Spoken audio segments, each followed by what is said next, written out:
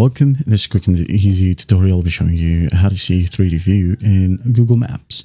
Alright, if you find this video helpful, please leave a like and subscribe to the channel for more such tutorials.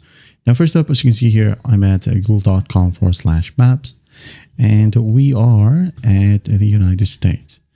So what we're going to do to see 3D view or to use 3D view, just go ahead over to the bottom left, click on layers right here. Okay. When you click on it, go ahead over to more or the more section. Click on it. Now what you're going to do next is just basically select the map type and make sure that you're under satellite. Okay. So in here, let's say I'm going to go ahead and zoom in to Denver right here. Okay. For example, this specific block. Now what we're going to do next to get the 3D view is just by basically clicking on globe view. Okay, click on it, wait for it to load. And then once it loads, as you can see here, we now have 3D view.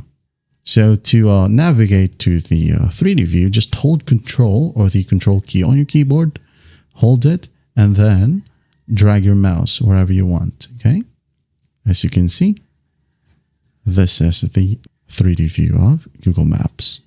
All right, and that's how easy it is to see 3D view in Google Maps.